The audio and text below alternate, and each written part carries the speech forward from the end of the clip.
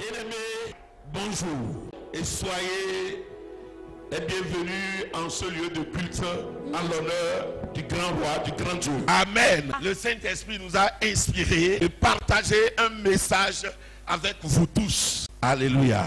Bien-aimés, il y a tellement de choses qui se passent dans cette vie, sur cette terre. Tellement de choses qui se passent sur cette terre. Et quand nous observons l'actualité, à travers les journaux, à travers même les réseaux sociaux, parce que ces réseaux sont très puissants aujourd'hui en matière d'information et de communication. Je suis attristé de temps en temps. Je suis inquiet quand je vois l'ampleur que ce qui était hier sacré, la désacralisation de toutes ces choses. Quand nous voyons la dépravation des mœurs et comment des photos, des vidéos qui présentent des scènes abominables, des scènes d'exécution de l'homme sont prochaines. On tue, on lapide avec des pierres, on brûle jusqu'à ce que la personne soit en train de crier comme ça jusqu'au dernier souffle. Ou bien vous voyez vraiment un jeune homme égorgé, telle personne, telle femme, ou bien son ami, des choses pas possibles. Ça nous interpelle. Ça nous inquiète, ça nous attriste le cœur. Nous pensons à nos enfants les plus petits. Si déjà nous, notre temps, les choses se sont dégradées jusqu'à ce point. Alors dans 15 ans, dans 20 ans, dans 25 ans, que se passera-t-il? Nous sommes en train d'assister à la déchéance de l'humanité. Les choses évoluent de façon dégradante. On n'a plus du respect pour l'homme, la vie de l'homme et toutes ces choses pour le papa responsable. Ça doit l'interpeller, à l'attrister. Ces choses doivent le pousser à se poser des questions. Et la Bible nous donne tellement de réponses sur beaucoup de questions. Nous assistons déjà aux événements de la fin des temps. Parce que la parole de Dieu dit dans 2 Timothée 3, les hommes seront de plus en plus insensibles, cruels, méchants, traîtres. Alléluia. Et je crois que ce sont ces choses qui se produisent déjà. On m'a envoyé une vidéo hier. La scène s'était produite en Égypte. Et un des musulmans masqués ont attaqué un bus rempli de chrétiens. Alors avec des mitraillettes, est-ce que tu confesses la foi chrétienne ou la foi musulmane? Il y avait des personnes de tout âge dans le bus. L'une des survivants, elle a parlé, c'est un enfant, une fillette, elle témoignait. Elle a assisté à la mort de sa soeur. Sa soeur a dit, je suis chrétienne, je suis à Jésus. On l'a fusillé par le dos. Et on est allé sur d'autres. On les a fusillés. Donc ils ont fusillé et ils ont laissé le reste. Donc cette fille de 6 ans était survivante et elle témoignait des faits. Vous voyez? Donc toutes ces scènes révèlent que ce monde vraiment est en train d'aller à sa fin. Cette fin dont la Bible a tellement parlé. Mais dans tout ça, quelle est la volonté de Dieu pour toi et pour moi? Qu'est-ce que Dieu veut pour nous? Le thème de notre partage est celui-ci. Perdu pour toujours contre la volonté du Dieu créateur. Ils sont perdus pour toujours contre la volonté du Dieu créateur. Depuis la chute de nos parents dans le jardin d'Éden, parents et Adam et Ève ont péché contre Dieu. La Bible dit que puisqu'ils étaient le noyau de la race humaine, à travers leur désobéissance à Dieu, ils sont tombés de la gloire de Dieu. Ils ont chuté et ils ont perdu la gloire de Dieu. Leur chute les a séparés de la gloire de Dieu. Et c'est dans cette déchéance spirituelle où la mort spirituelle a accédé à leur vie. C'est dans cette déchéance qu'ils se sont multipliés pour remplir la terre. La race humaine est née sous la déchéance spirituelle, dans un état spirituel qu'on appelle la séparation d'avec la gloire de Dieu. Je suis né donc dans cet état spirituel. Parce que Dieu leur dit, vous connaissez toute cette histoire. Dieu leur dit, si vous mangez de ce fruit, vous mourrez. Et effectivement, ils sont morts. La mort dont il s'agit, ce n'était pas d'abord la mort physique, c'était la mort, la séparation d'avec Dieu. Être séparé de la gloire de Dieu. Et c'était dans cet état que l'humanité est née. La Bible dit, Dieu dans son amour a préparé un sacrifice. Parce qu'il va falloir que l'homme soit sauvé. La race humaine soit sauvée. Mais l'on ne peut pas immoler un pécheur pour purifier un autre pécheur. Un sang souillé ne peut pas laver un autre pécheur. Tout Dieu a envoyé le Fils. La parole de Dieu faite chair. Et Jésus donc a pris la chair. Il est né par la parole. Par la parole. L'ange Gabriel a visité une femme vierge. A déclaré une parole sur la femme. La parole de Dieu. Dit le Saint-Esprit va te couvrir. Et tu tomberas grosse. Et l'enfant qui naîtra de toi sera un saint enfant. Sera un enfant du Père. Et ainsi, la Vierge a conçu sans connaître d'homme. Et la parole que l'ange a prononcée sur Marie, la parole a pris la chair dans le corps de Marie. Et la parole a pris la chair. Et elle a fait le nombre de mois que l'homme pouvait faire dans le ventre. Marie a accouché de Jésus. Alléluia. Donc Jésus-Christ est né de la parole. L'ange Gabriel a prononcé la parole. Et la parole a pris corps dans le ventre de Marie. Une naissance miraculeuse. Et ainsi, il est né sans péché. Le Fils de Dieu. Son sang n'est pas souillé.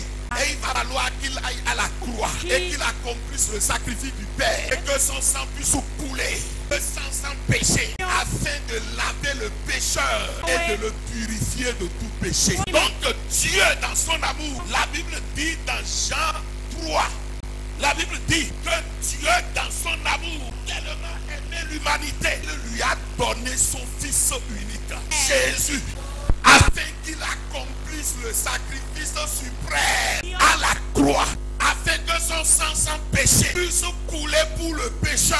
Et le pécheur, quel que soit son péché, il va reconnaître qu'il est le Fils de Dieu. Croire que c'est pour lui qu'il s'est sacrifié, qu'il va le recevoir dans sa vie. Celui-là puisse bénéficier de ce sacrifice. Que le sang sans péché de Jésus puisse le laver de tout péché et le sauver. Et c'est la volonté de Dieu. C'est que tous les hommes croient en Jésus et qu'ils soient sauvés par son sang. La volonté de Dieu, ce n'est pas qu'un homme meurt sans Christ et aille en enfer, dans la condamnation. La volonté de Dieu, ce n'est pas que l'homme meurt dans ses péchés et meurt dans son état de séparation d'avec la gloire de Dieu. Non, mais sa volonté, c'est que l'homme reconnaisse son sacrifice, reconnaisse Jésus, le reçoive, le suivre et être sauvé de la condamnation. Dans Jean 3, verset 17, Dieu en effet n'a pas envoyé son Fils dans le monde pour juger le monde, mais pour que le monde soit sauvé par Jésus. Pourquoi le monde doit être sauvé? Dieu a envoyé Jésus pour que le monde soit sauvé par lui. Parce que séparé de la gloire de Dieu, l'homme ne peut pas mourir dans cet état et retrouver la gloire de Dieu après sa mort. Amen. Mais il va falloir que l'homme fasse une rencontre avec le Fils de Dieu, Jésus, et qu'il reçoive Jésus comme le sauveur de l'humanité. Jésus seul, le reçoive lui seul, et que le sang de Christ le lave, et que le Saint-Esprit maintenant l'habite. Là, il a retrouvé la gloire de Dieu. Et s'il meurt avec Christ, il est mort dans la gloire de Dieu. Et il peut maintenant, après sa mort, entrer dans la gloire. C'est ce que Dieu veut pour l'homme. Il n'a pas envoyé Jésus pour que Jésus vienne juger le monde et le condamner en enfer. Dieu, en effet, n'a pas envoyé son Fils pour qu'il juge le monde. Il l'a envoyé pour que le monde soit sauvé par lui. Et celui qui croit en lui, le Fils, n'est point jugé, il n'est point condamné, mais celui qui ne croit pas est déjà jugé. Alléluia. Donc la volonté de Dieu le Père, c'est que tous les hommes soient sauvés en croyant au sacrifice de Jésus et en recevant Jésus dans leur vie comme leur unique sauveur personnel. Jésus-Christ seul. Et Et c'est ça la volonté de Dieu. Que l'on croit en son Fils seul. Et que l'on le reçoit comme son sauveur personnel. L'évangile de Jean dit dans Jean 6, verset 40. La volonté de mon Père, c'est que quiconque voit le Fils et croit en lui ait la vie éternelle. Et je le ressusciterai au dernier jour. J'ai reçu le Fils de Dieu et l'Esprit Saint est en moi. J'ai la vie éternelle. Ce n'est pas après la mort que l'on va voir si je vais avoir la vie éternelle ou pas. Comme j'ai Christ en moi, j'ai la vie de Dieu en moi. Et c'est ce qu'on appelle la vie éternelle. La vie de Dieu. Elle se reçoit ici. Quand l'on donne sa vie à Christ, tu reçois la vie de Dieu. C'est ce que Jésus a dit. La volonté de mon Père, c'est que quiconque voit le Fils et croit en lui ait la vie. Jean 6, 40. Quiconque voit le Fils et qui croit en lui, il est la vie éternelle. Quiconque voit le Fils et croit en lui aura la vie éternelle. Non, il l'a déjà. Il l'a. C'est pourquoi celui qui a vraiment reçu Jésus et qui marche avec Christ seul, aucune puissance de sorcellerie, aucune force de magie, aucun démon de l'enfer le toucher spirituellement. Pourquoi? Parce que l'Esprit de Dieu, l'Esprit du Père en lui, et avant de le toucher, doit toucher le Saint-Esprit. Et aucune force ne peut terrasser le Saint-Esprit. Donc l'enfant de Dieu ne peut pas être touché. Alléluia. La volonté de Dieu, c'est que les hommes croient en son Fils Jésus et qu'ils reçoivent la vie éternelle. Mais malheureusement, beaucoup se perdent. Comme ce papa a tout fait pour ce garçon, mais le cœur brisé, il vit sa mort cruelle. C'est de la même façon que Dieu a désiré tellement sauver des âmes, mais des gens l'ont rejeté jusqu'à leur mort pour la condamnation éternelle, pour l'enfer, la séparation éternelle d'avec la gloire de Dieu. Bien-aimé, de ton vivant, tu peux donner ta vie à Jésus et que tu sois pratiquant de magie, pratiquant de sorcellerie, pratiquant de zapata, de dents, de ci, de ça. Le sang de Jésus va te laver. Tu seras pardonné et purifié et l'Esprit de Dieu va habiter en toi. La Bible dit, ils seront condamnés parce qu'ils n'ont pas cru au Fils unique de Dieu qui s'est sacrifié pour eux. Jean 3 verset 18 dit, celui qui croit au Fils de Dieu n'est point jugé. Mais celui qui ne croit pas est déjà jugé parce qu'il n'a pas cru au nom du Fils unique de Dieu. Et ce jugement, c'est que la lumière étant venue dans le monde, les hommes ont préféré les ténèbres à la lumière parce que leurs œuvres étaient mauvaises. Dieu veut tellement sauver des âmes, des gens, se réconcilier avec eux et les remplir du Saint-Esprit. Parce que tant que l'Esprit de Dieu est dans ta vie, le Saint-Esprit qui est descendu depuis le jour de Pentecôte, quand il sera avec toi, tu as la présence de Dieu avec toi, tu as la gloire de Dieu avec toi, tu as la vie de Dieu en toi, et aucune de ces petites choses ne pourront pas te toucher. Ce n'est pas possible. Amen. Bien-aimé, la volonté de Dieu, c'est que tu reçoives le Fils et que tu sois sauvé et que le diable n'ait plus aucun pouvoir. Ils ont perdu parce qu'ils ont rejeté le Fils de Dieu. Ils sont perdus parce qu'ils ont associé Jésus avec beaucoup d'autres choses. D'autres m'ont dit, pasteur, Dieu a dit, il faut mettre ça au niveau du genou et Dieu va t'aider à mettre ça sur la tête. On ne peut pas rester comme ça dans la vie. Il faut faire un peu quelque chose et le reste, Dieu va t'aider.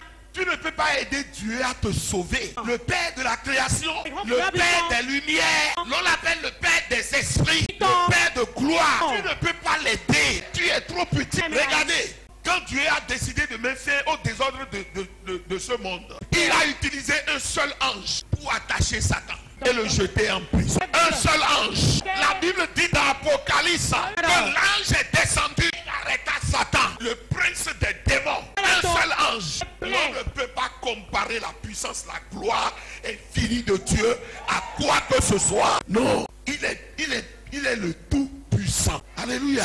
Il dit, la solution que je te donne, il y a beaucoup de problèmes sur la terre, beaucoup de situations tristes. Je t'ai donné mon Fils. Crois en lui. Abandonne-toi à lui entièrement. Il est la solution de tous tes problèmes. Il va te conduire dans la vie jusqu'à l'éternité. Mais l'homme abandonne Jésus. Il s'accroche à un serpent, à un esprit de la mer, Mami Wata, aux esprits indiens pour de l'occultisme. Donc ils sont condamnés parce qu'ils ont aimé le monde plus que Dieu. C'est là que je vais finir. Ils ont aimé le monde. Le monde c'est quoi? C'est tout ce que tu vois se passer sur WhatsApp, Facebook. Tout ce que tu vois se produit à la télé. Vous savez, ce sont de bonnes choses, ces plateformes.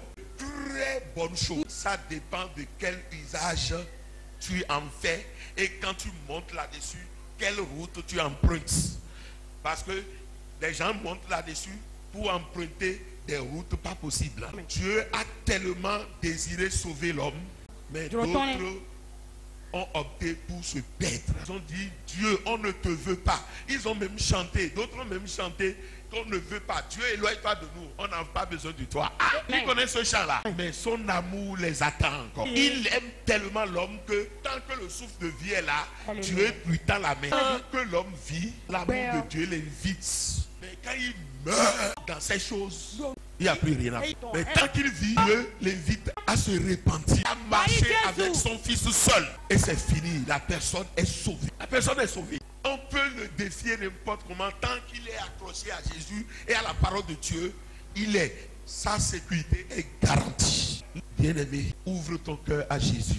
Il va te sauver parfaitement, sans rien. Je te dis une vérité, et la gloire de Dieu va se révéler à toi. Jésus t'aime, Dieu le Père t'aime, Dieu le Saint-Esprit t'aime, et ils veulent être ton partenaire. Le Seigneur t'aime. Tu es béni au nom de Jésus. Merci beaucoup.